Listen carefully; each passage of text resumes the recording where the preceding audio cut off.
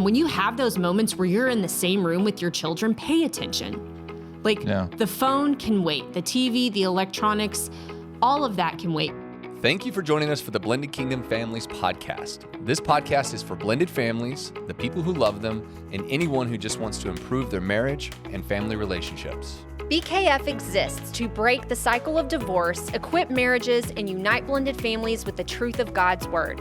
It is our hope that today you will receive biblical guidance and practical resources that will bring unity and peace to create your thriving, healthy home. Let's jump in.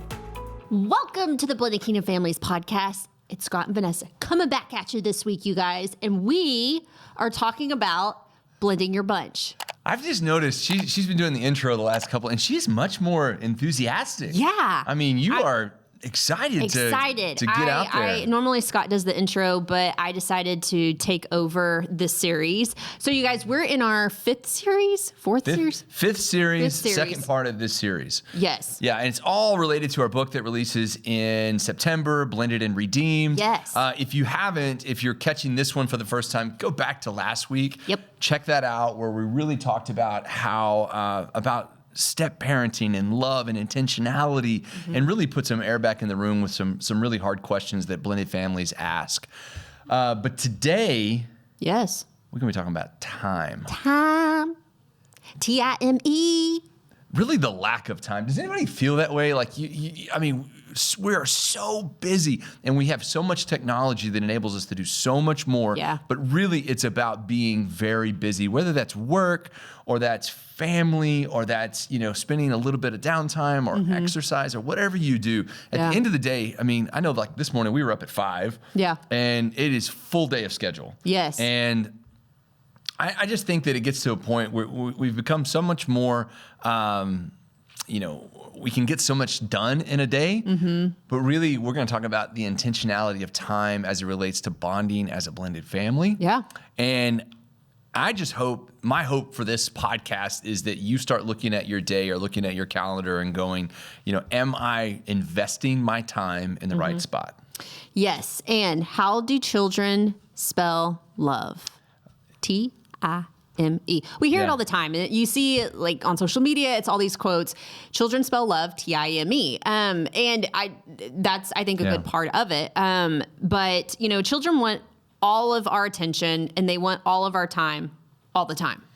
Well, and again, I'm kind of just pulling some stuff that you guys have heard before, but we all know that kids grow up fast. Yeah. We're going to blink the eye. They're going to be 18 years old. They're going to be going. And what are we sending them out there for? Yeah. So, how are we spending our time? Are we giving our best to our children? Are we giving them our leftovers? It's a good one. And are we really looking at each one of them?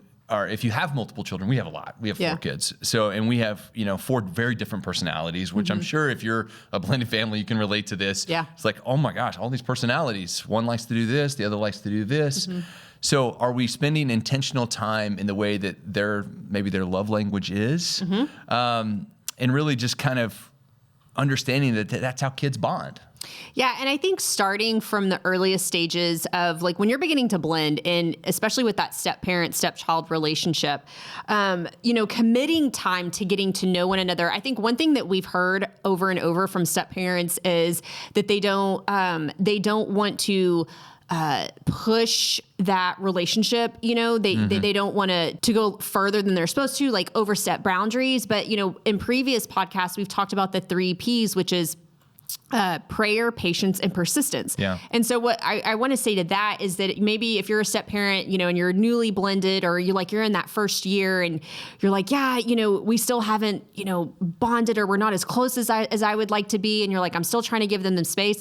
I would say first, let's go to God in prayer about that. Yeah. Ask him if there's anything that he's intentionally wanting you to do.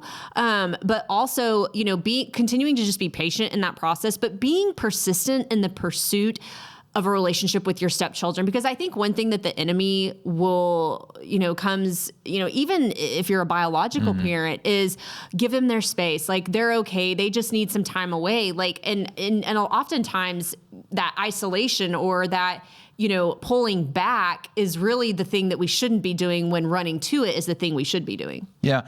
And this can change a lot by the age of your children or kind of the dynamic of your blended family. If we looked at it from, I'm going to look at it from kind of like two halves. So first half would be those kids that are like, 11, 12 or younger. Yeah. And then we noticed that there's a change from like 12 and on and their, their desire to have a little bit more autonomy and kind of be by themselves a little bit more. Yeah. And that takes a different type of time and intentionality. But for little kids, and again, whether you have one or you have five or you have however many, the intentionality of spending time together. So look at it two ways. One, let's spend time as a family together. Yeah. And what are we doing? And we're going to talk a lot about that in an upcoming series about how we actually do that as a family and the intentionality of it. But spending time together as a family, but also spending time one-on-one with your kiddos. Yeah. Whether that is, hey, let's build a Lego together. I know that's big in our family. Yeah. Or, we have different kids that like different things. So one of our kids really loves to go to the garage and look at the tools. So we do that. Yeah. Or just taking a ride together. What else can the parents do that's intentional about time? I think just showing them that you're invested, showing them that you're committed to them. So like making sure that you're at their baseball games or their sporting events, if they're in like the science club or things like that, like going to those things that are important to them, whether you like it or not. Our oldest son, he's 16 and he and Scott, one of the things that they do together is they go to the shooting range. We live in Texas. Everybody has a gun. I don't know how you feel about that. But, one of the things that we've taught our son is gun safety. Yeah. And so that's something that, you guys both like doing it. You guys, I don't like it. And I grew up in a household where both of my parents, are in law enforcement. One's retired. But so, it's not necessarily something that I like doing, but we do that together with him. Yeah. To foster that relationship, but it also brings about conversation. It's intentional time. And we're showing like, hey, we're committed to you in this, hobby that you like to do. And we want to learn more about like what makes you tick and, what makes you excited. And so I would just say, Scott, showing that you're invested and committed to them. Again, with the ages, with them being younger, a lot of times it's doing fun activities. It's going to the zoo. It's doing arts and crafts or going swimming, things like that. Older children, like on a larger scale, like with Michael, we take him to the gun range. Maybe it's going to Starbucks. Apparently that's a thing when they get older is going to Starbucks. But maybe you're blending as adults. We hear this a lot. That's not easy. How do you bond with your adult children and create a relationship with them? And to that, I would say, stick the path. Like God honors your obedience to continue to seek a relationship with them or pray over them, or just continue to be kind to them, regardless if that's reciprocated or not. Yeah. And I think, if you're listening to this and you're like, okay, time, I don't really have a lot of it.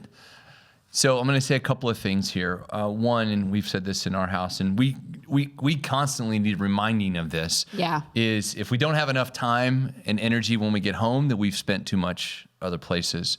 So, look at where you're spending and investing your time, just so you have it to give. If you don't have it already, you got to go find it. Yeah. And maybe you're investing too much outside and we love the idea of, being involved. Make sure you're at events, make sure you're paying attention to what's going on in their school life, whether they have a field trip coming up or, an event at their school that you can make time to be with. But also I think there's a little intentionality about making them feel special with one-on-one time. Yeah. I know when they're little, that can be as simple as reading a book together. I know last night Grayson, our 6-year-old, came and he was like, hey, will you read this book with me?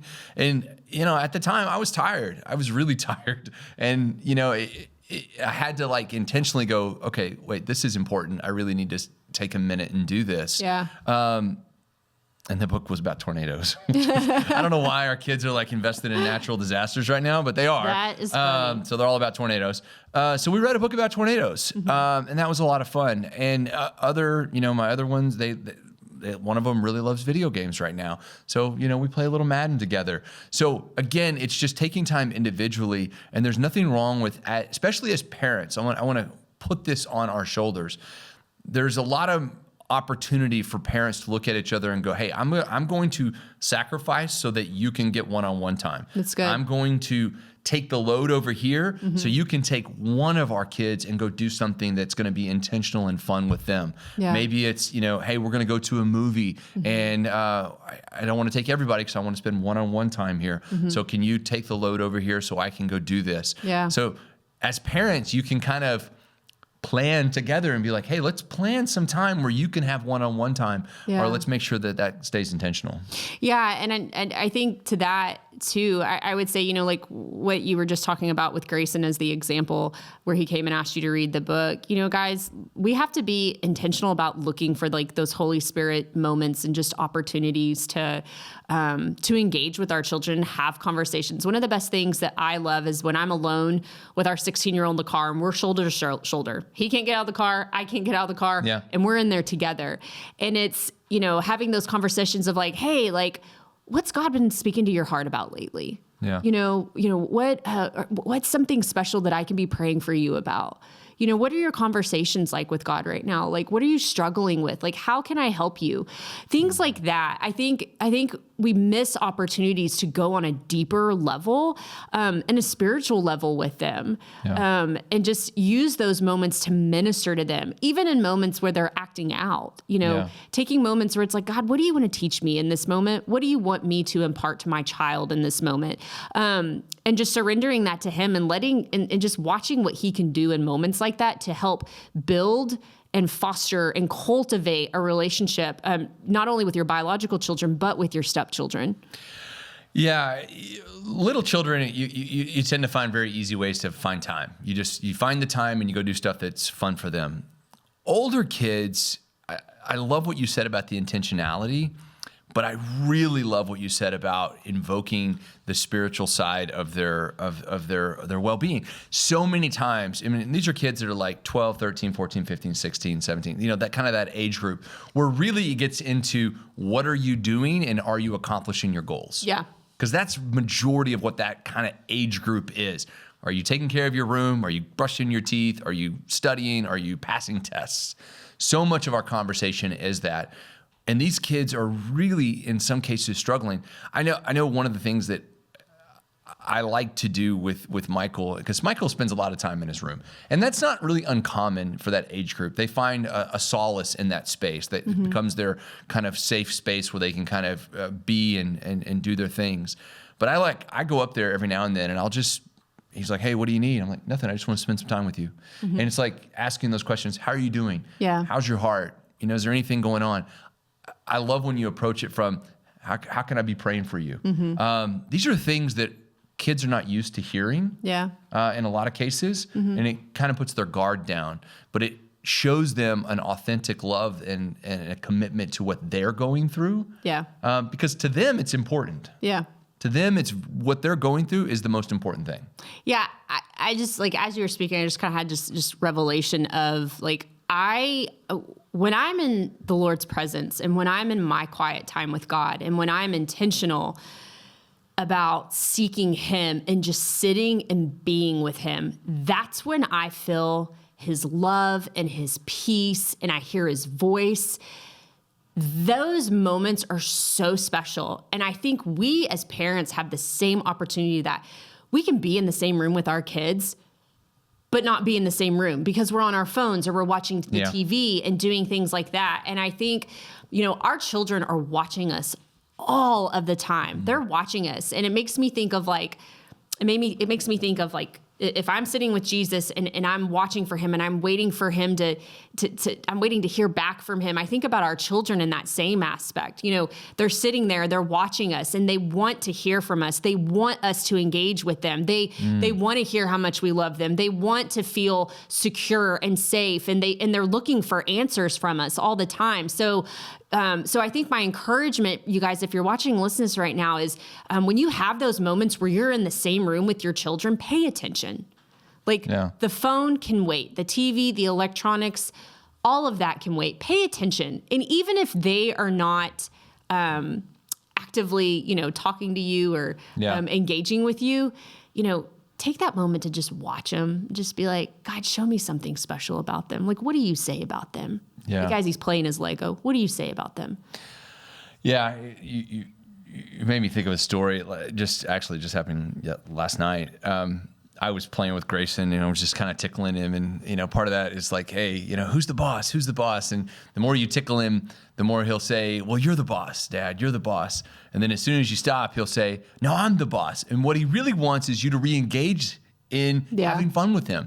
He wants to re-engage so that he can give you an answer. But it really just lets that kind of heart of the child know that they desire physical affection from their parents. They desire community and time. Yeah. They want to do things that are fun. They want to be hugged. And if you have a teenager that doesn't like to be hugged, hug them anyway. Yeah. Just do it. Yeah. Tell them you love them. Pray for them. Just be involved with them.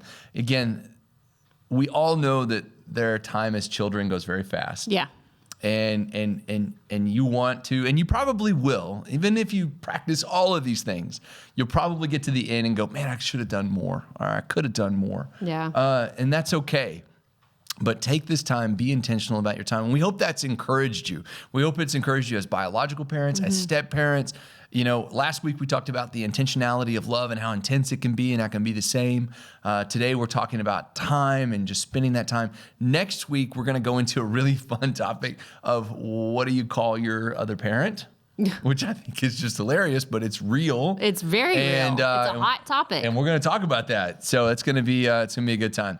So guys, hope you've enjoyed this. Again, if you're listening on Audible, just know that the full YouTube format of this podcast is on our YouTube channel. You can go and subscribe, leave us a comment or a review. We'd love to hear from you. Yes. And we'll let you know every single Monday when we drop a new podcast. Yes, you guys, y'all have a wonderful week and be blessed in all that you do. Take care. Hey guys, so glad you were here with us today, and I hope you enjoyed today's episode. And you can find more resources from Blended Kingdom Families at blendedkingdomfamilies.com. Join us again next time as we hang out with more amazing podcast guests. And remember, nothing will be impossible with God.